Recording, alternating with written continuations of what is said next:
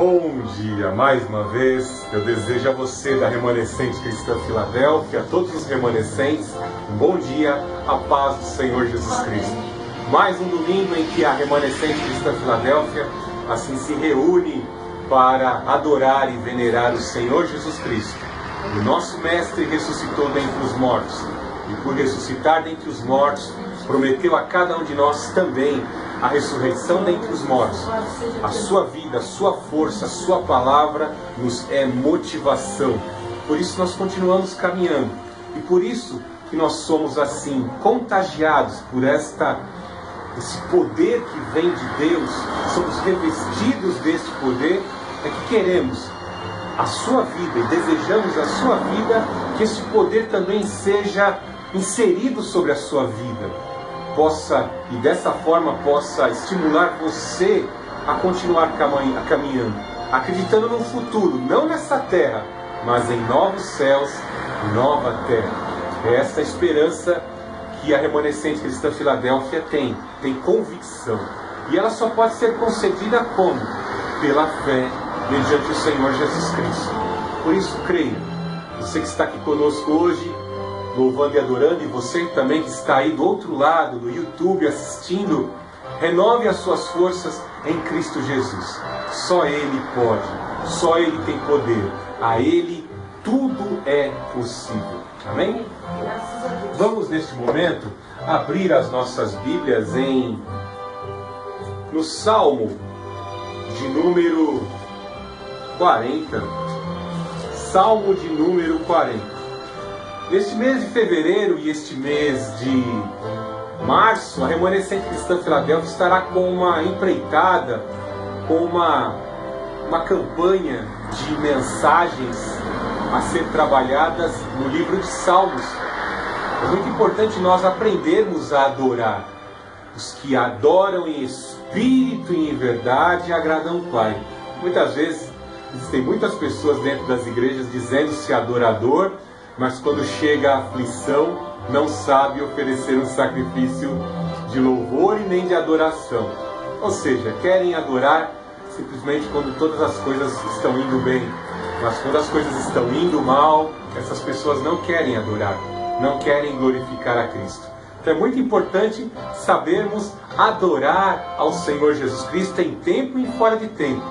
Como assim nos ensinou o Senhor Jesus Cristo, proferindo um juízo contra a figueira, que numa determinada época em que o Senhor Jesus foi procurar um fruto e não encontrou nela. Então nós temos que produzir frutos em tempo e em fora de tempo.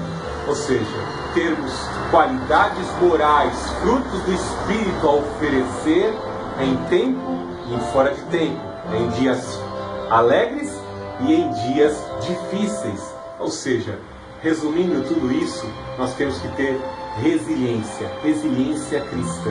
Amém? Vamos aqui, então, ler o Salmo, alguns versículos do Salmo 40, e ao longo da mensagem nós vamos trabalhar todos os versículos do Salmo 40. Amém? Esperei com paciência pelo Senhor.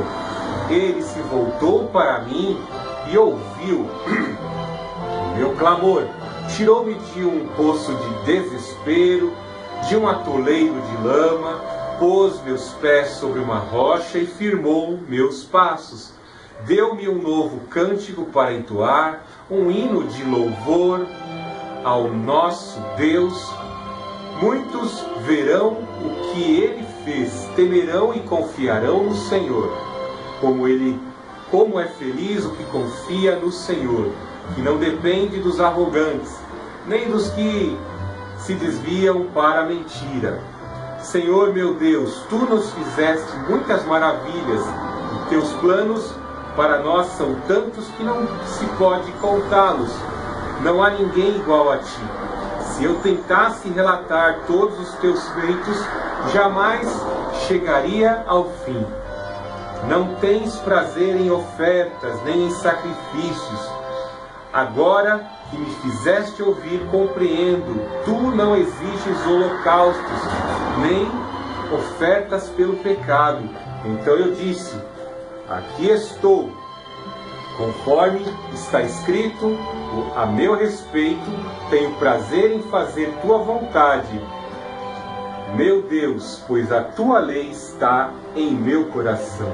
Anunciei a tua justiça a toda a comunidade. Não tive medo de falar, como bem sabes, ó Senhor. Não escondi em meu coração a tua justiça, falei da tua fidelidade e de tua salvação. Proclamei a toda a comunidade o teu amor e a tua bondade. Vamos exaltar ao Senhor neste momento. Deus Altíssimo, Deus de amor, Deus de poder, louvado seja o teu nome.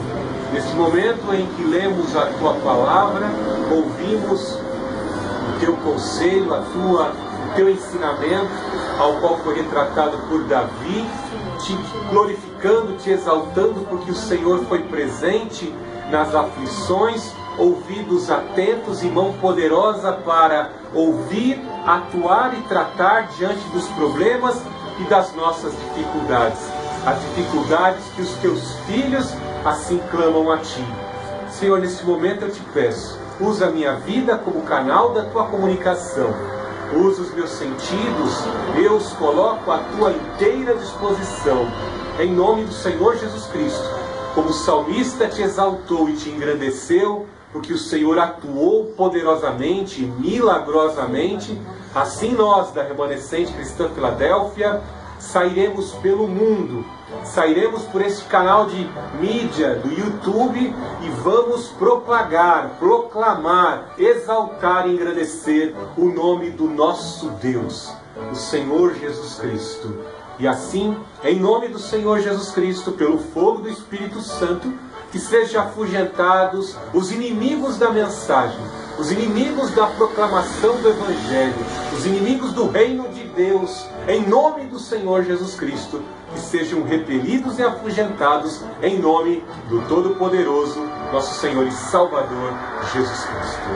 E assim glorificamos o Pai, o Filho e o Santo Espírito. Amém. O Salmo 40 dá-se a entender que é, de certa forma, uma compilação, ou talvez ele contenha duas mensagens em semelhança ao Salmo 70. Isso é uma característica inerente da didática dos judeus, quando assim escreviam poemas, pois o grande legado da cultura judaica é a repetição e a escrita e a repetição na escrita. Vemos que a repetição é muito importante para que nós venhamos a fixar. Eu já citei isso aqui em outras mensagens, que o método Kumon é um método muito importante de aprendizagem para a matemática, de aprender matemática, visto que por meio da repetição, por erros e acerto, e repetindo, o nosso cérebro acaba por responder, aprendendo pela repetição, a responder matematicamente. Eu confesso que quando estudei economia, me preparei para as aulas de economia com o método Kumon. É eficiente. Se seu filho aí está apresentando deficiências em matemática, em álgebra, utilize-se do método Kumon. É muito excelente e eficaz para o aprendizado das ciências abstratas, das ciências matemáticas. Amém? Voltando ao Salmo aqui, então vemos que esse Salmo ele possui, de certa forma, duas mensagens e, de certa forma, algo que foi vivenciado. O salmista começa exaltando e depois ele dá-se a entender, no final do Salmo 40, uma nova necessidade que se exigia novamente o poder de Deus, visto que ele está trazendo a lembrança que ele lançou diante do Senhor as suas ansiedades em humildade, clamor e súplica, e o Senhor atendeu com poder. E agora, na sua nova necessidade, ele eleva novamente a sua convicção, a sua fé ao Senhor, com o intuito de ser respondido, visto que o nosso Deus não muda.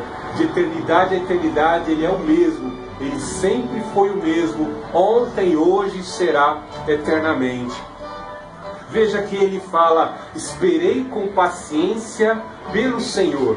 e ele se voltou para mim e ouviu o meu clamor. Como eu disse, ele está trazendo à memória, aqui pelos verbos assim conjugados, no pretérito, vemos que ele esperou. E algo que foi importante nesta condição de esperar é a virtude da paciência. A paciência é um dos frutos do Espírito, é uma das qualidades morais de Cristo que devem fazer presente, se ser presentes no caráter do cristão. Perdão. Devem se fazer presente no caráter do cristão. E o que aprendemos com a paciência? Lá no capítulo 5 da carta de Paulo aos Romanos, nós vemos que a paciência ela vai operar grandes virtudes e qualidades. Além da longanimidade, o Senhor tem, neste período de tempo em que esperamos, uma forma de trabalhar e retirar algumas impurezas do nosso caráter e trabalhar no intuito de inserir outras virtudes neste momento em que esperamos algo do Senhor. Às vezes nós estamos passando por uma provação e sendo submetidos a um ambiente de trabalho pesado que o Senhor nos colocou para ali estarmos trabalhando, buscando dali o salário para a nossa sobrevivência, mas ao mesmo tempo estamos ali em meio a pessoas que disputam a nossa vaga, disputam em concorrência, querendo ser melhor do que nós na execução de certas tarefas. Às vezes enfrentamos invejosos, às vezes enfrentamos diversas das lutas que são inerentes, que são consequência de conviver com pessoas que também sofrem, pois todos os humanos trazem em si as consequências do pecado de Adão e são inclinadas muitas vezes a retalharem, a se vingarem e às vezes a vícios e tantas outras degenerações que são comuns ao caráter humano. Então vemos que em meio a essa paciência, a luta que estamos passando, vemos que o Senhor vai trabalhando em nossa vida, pois o nosso Deus, em alguns casos, Ele não nos dá aquilo que necessitamos de imediato. Pela paciência, Ele vai trabalhando frutos, valores, vai moldando a nossa vida, e assim Ele tem um propósito maior de engrandecê-lo, de nos tornar virtuoso. Lá em Deuteronômio capítulo 8, nós vemos uma importante afirmação de Moisés, por meio da revelação de Deus, dizendo que o Senhor vos envia ao deserto para vos provar, para vos testar, para vos tentar, para saber o que há em vosso coração, para no final vos fazer o bem. Então, quando estamos sendo submetidos à provação, quando estamos sendo submetidos a certas dificuldades, saiba que o Senhor é quem permite estas situações em nossa vida com o intuito de trabalhar em nosso coração. E algo importante é que às vezes nós pensamos que nós somos muito bons, nós pensamos que somos poderosos, nós pensamos que temos certas competências que jamais podem ser falidas ou falharem. E quando estamos lá no deserto, nós tentamos pôr em prática tudo aquilo que sabemos e vemos que tudo que sabemos ou que somos não é suficiente para que nós possamos sobreviver em meio às dificuldades, em meio àquele problema. Que vai chegar um estágio em que o problema e a dificuldade vai ser maior que a sua competência, vai ser mais forte que a força do seu braço. E aí é que nós temos que depender de Deus. Então, como eu disse, alguns frutos da carne vão ter que ser retirados da nossa vida. Se existe um fruto muito grande na sua vida, que é o do orgulho, da presunção, da arrogância, do torpe falar de palavras arrogantes, de presunções. Então, lá no deserto, em meio à dificuldade, dependendo de outras pessoas, da ajuda de outras pessoas, o nosso orgulho ou a arrogância que a pessoa assim tenha no deserto, isso vai ser tirado. Então, se demorar a curto prazo, a provação tem que se estender por mais um tempo para que Deus possa trabalhar e tirar aquele orgulho, aquela presunção. Às vezes é até no faltar do alimento, porque às vezes a pessoa é um pouco gulosa. E a glutonaria é um dos pecados que impede as pessoas a entrarem no reino do céu. Então, certas atitudes da nossa carne que são prejudiciais e podem muitas vezes impedir da nossa salvação têm que ser tiradas do nosso caráter, e é sendo submetida à provação. Então, por meio da paciência, o nosso caráter pode ser trabalhado. É lá que nós somos esmerilhados. É no deserto, nas dificuldades, no exílio, muitas vezes, é que o Senhor vai trabalhando na nossa vida, vai nos tirando de certas presunções, de arrogâncias, da aspereza do caráter, e assim, quando saímos da provação, nós podemos compreender que no final o Senhor quer nos fazer o bem. Sairemos de lá como um diamante lapidado, como alguém pode olhar e dizer, verdadeiramente ele se parece com Jesus Cristo. Louvado seja o nome do Senhor. E o Senhor ouviu o clamor. Às vezes estamos lá no meio do deserto, no meio da dificuldade, da aflição, submetidos à provação que vem de Deus, né? Porque é um período que Deus estabelece na nossa vida para nós sermos provados. O Senhor nos envia ao deserto, ao exílio, à dificuldade. E às vezes nós nos encontramos com algum problema que está acima das nossas limitações. Nós, com a nossa própria inteligência, não conseguimos nos desvencilhar. E aí nós provamos da palavra. E todo aquele que invocar o nome do Senhor será salvo. Eleva os meus olhos para os montes, de onde me virá o socorro. O socorro vem do Senhor, e o Senhor envia a sua salvação, envia o socorro. O salmista está reconhecendo isso aqui, que ele clamou, esperou com paciência, e no tempo certo o Senhor tirou do charco de lodo, do atoleiro, do lamaçal, tirou da areia movediça. Deus não permitiu que seu filho ali fosse sufocado, esmagado no problema. Ele salvou, estendeu a mão. Assim como Pedro clamou ao Senhor, quando o Senhor desafiou a caminhar sobre as águas. Pedro titubeou quando veio o vendaval, quando viu a onda gigantesca, mas ele quase afundou, mas quando clamou ao Senhor, o Senhor estendeu a mão e ele provou a salvação do Senhor. Todo aquele que invocar o nome do Senhor será salvo. Eu te digo, meu irmão, guarde bem essa palavra. Jesus traz em sua transliteração, em sua tradução, Deus é salvação. É primordial do nosso Deus querer salvar as criaturas e seus filhos, principalmente os seus filhos, quando o invocam. Se em alguns instantes antes da morte, em arrependimento, as pessoas confessarem e crerem que somente em Jesus há salvação, o Senhor, entendendo a intenção por trás da invocação, o Senhor salva. Nem toda invocação pode salvar, mas a invocação contrita, ao qual o Senhor sonda a intenção, ela pode salvar. Somente Deus salva, somente Jesus salva. Veja que ele fala, tirou-me de um poço de desespero, de um atoleiro de lama, pôs os meus pés sobre uma rocha e firmou os meus passos, colocar os pés na rocha. Quão importante é, antes de nós assim construirmos uma casa, escolhermos um local adequado para construirmos uma casa.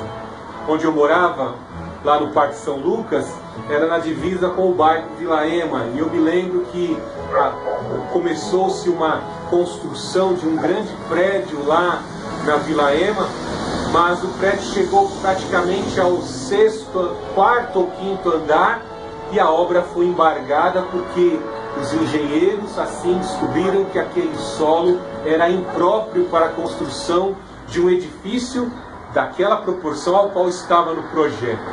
Foi um prejuízo muito grande para aquele investidor ter a obra assim embargada. Quão terrível é, muitas vezes, as pessoas estarem construindo seu edifício, seus projetos de vida em terreno instável, pois quando vier a chuva, quando vier a dificuldade, aquele terreno não vai suportar a chuva, não vai suportar o vendaval, E quando vier a tribulação, a aflição, ele vai desabar, ele vai cair. E quanto maior a altura, maior o topo. Algumas pessoas às vezes brincam comigo, né? Que eu tenho praticamente 1,98 m de altura. E as pessoas às vezes brincam, pastor Fernando, quanto maior a altura, maior o tombo, né? Quão terrível muitas vezes é fazer um projeto muito grande num solo instável. Às vezes nas promessas do diabo, naquilo que o diabo pode oferecer, né? Muitas pessoas na indústria do entretenimento, muitos até têm um certo talento musical e artístico e querem vender a sua competência artística e intelectual, mas lançam toda essa sua competência naquilo que o diabo oferece por meio de um pacto, né? O diabo, ele deturpa toda essa competência que aquele artista tem e degenera a vida daquela pessoa. E nós podemos ver aí, principalmente das estrelas norte-americanas, algumas que até possuem talento. Algumas cantoras como a Katy Perry, que já foram cantoras evangélicas, degradadas hoje nos palcos lá nos Estados Unidos em suas turnês, sua turnê também, na sua turnê mundial. Então vemos que muitas pessoas lançam sobre falsos alicerces, alicerce que foi ali construído pelo diabo, e o diabo não pode salvar. Nós fizemos a afirmação alguns instantes atrás que somente há salvação em Cristo. Por mais que a gente olhe para o lado e pense, quando aceitei a Cristo só estou tendo perdas, estou sofrendo muito. Como eu já disse, você não vai entrar no reino do céu de qualquer jeito. Para entrar no reino do céu você vai ter que se santificar e possuir os frutos do Espírito, pois sem santificação ninguém verá a Deus. Então não adianta você pensar que de forma fácil, facilitada, vai vir tudo lapidado, vai vir o caminho todinho afastado para você entrar no reino do céu. Você não vai entrar no reino do céu de qualquer jeito. Então há uma necessidade de lapidação. Então, as perdas que ocorrem em nossas vidas, as abstinências que sofremos ao longo do processo da nossa vida, é porque Deus sabe aquilo que pode empatar o nosso caminho e impedir a nossa entrada no reino dos céus. Você vai entender isso quando você chegar, se atravessar as portas da cidade celestial. Quando você teve a perda daquela namorada, quando você não se casou com aquela mulher de seu sonho, quando você não, aquele teu carro que você venerava tanto foi roubado, quando você ficou doente, às vezes até uma perna que você perdeu, né? Quando você chegar lá na frente, você vai entender que todas as coisas cooperam juntamente para o bem daqueles que amam a Deus. Você acha que eu estou mentindo? Jesus Cristo, o Senhor Jesus Cristo disse, né? Se teus olhos te fazem pecar, arranca-os. É preferível entrar com um olho só no céu, ou às vezes cego no céu, do que ir com os dois para o inferno. Se tua perna te faz pecar, é preferível arrancá-las e entrar se arrastando no céu, do que ir com as duas pernas assim, praticamente saudáveis, no inferno. Então o Senhor, Ele permite certas situações de infortúnio, de desconforto, pois o seu intuito é levar a salvação, produzir algo que vai glorificar o teu nome. Então não murmure, não fique criticando acerca de como Deus está administrando as coisas na sua vida. Comece a compreender sobre a ótica de Deus. É muito difícil entender quais são os caminhos que Deus vai trilhar. Até quando Deus vai tolerar, qual será o ponto de saturação em que Deus vai arrebatar e tirar sua igreja aqui da terra. Pois a cada dia vemos o mundo crescendo de tal forma e vemos os problemas se avolumando contra a nossa vida. Deus tem tudo sob o controle.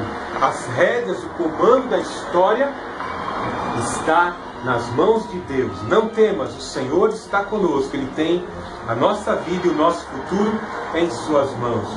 Veja que Ele nos diz: deu-me um novo cântico para entoar, um hino de louvor ao nosso Deus. Muitos verão o que Ele fez, temerão e confiarão no Senhor. Veja que o salmista, ele se colocava diante de Deus, se lembrando do que o Senhor fez, e a sua boca estava constantemente a agradecer e a engrandecer. 10 leprosos foram curados, mas somente um voltou para agradecer. quão terrível é nos dias de hoje. Não vou estar citando nomes aqui, mas eu tive o privilégio de servir para o Senhor Jesus fazendo a caridade para uma pessoa.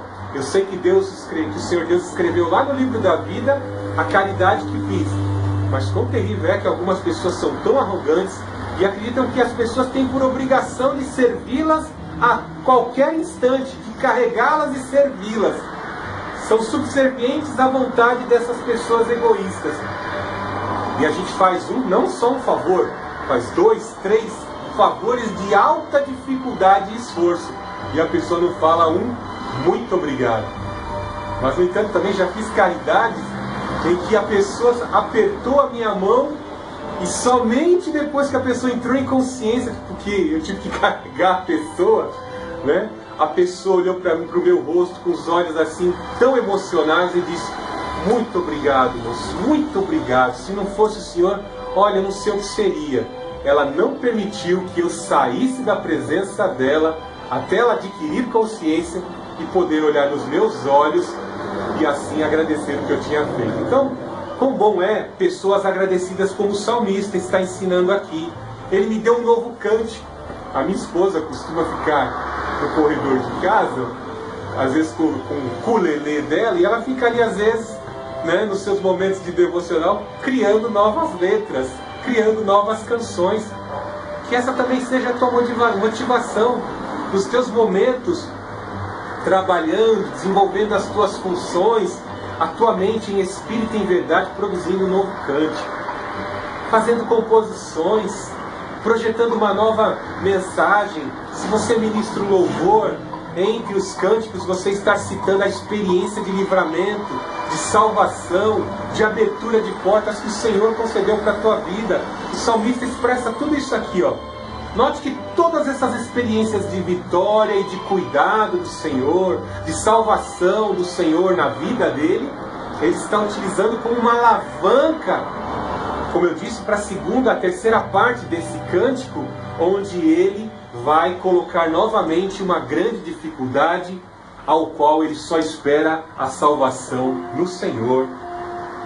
Quão feliz, no versículo 4, como é feliz o que confia no Senhor e não depende de arrogantes, nem dos que se desviam para a mentira.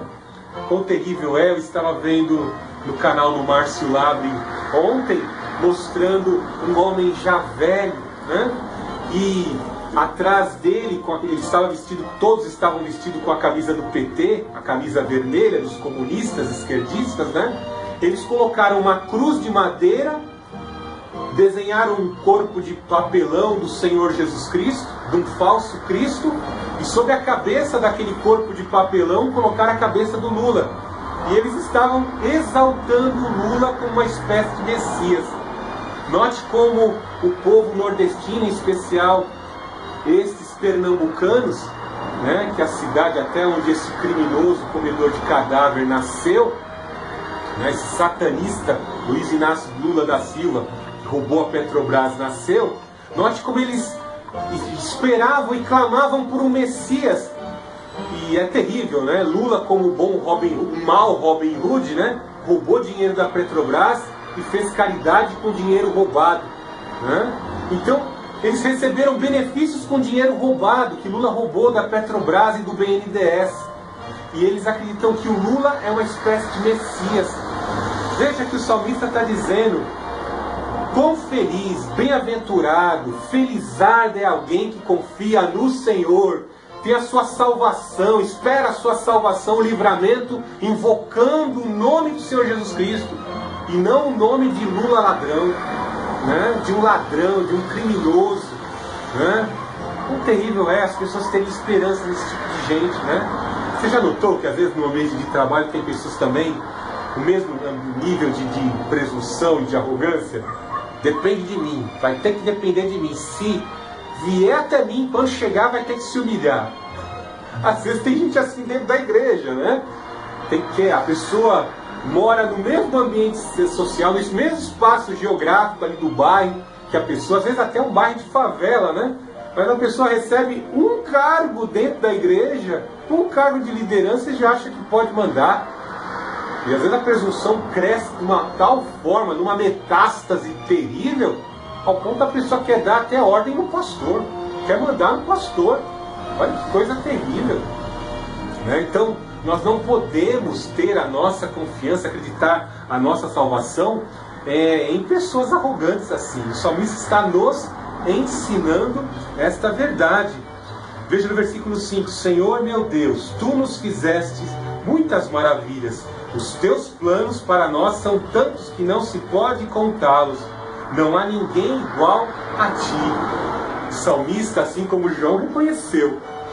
João não conseguiu catalogar no seu evangelho, e nem os outros 3 evangelistas, todas as obras do Senhor Jesus Cristo, pois seria impossível catalogar uma mente limitada pelo poder do ilimitado, por influência do Espírito Santo, catalogar em todos os livros toda a competência do Senhor Deus Altíssimo em executar planos de salvação.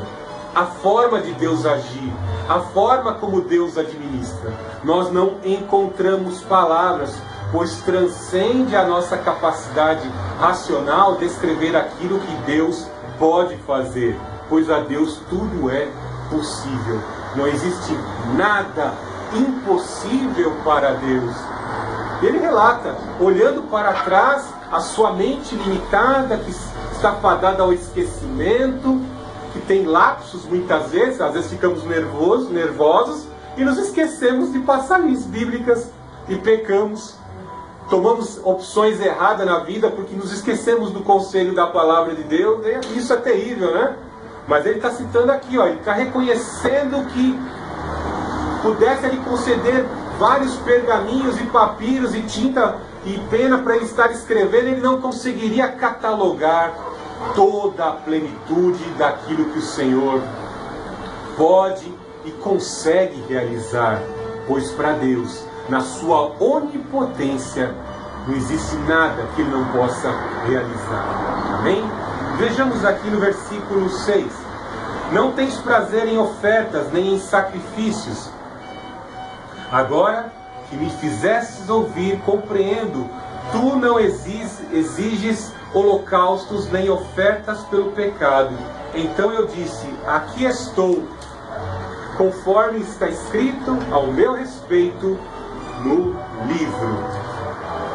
Algo muito interessante a nos lembrarmos aqui, que essa versão que eu estou lendo é a chamada NVT, a nova versão transformadora. E eu, comparando com outras traduções, principalmente a Bíblia de Jerusalém, eu encontrei uma certa deficiência aqui, pois em outras traduções nós vamos entender que ele está fazendo analogia a uma das passagens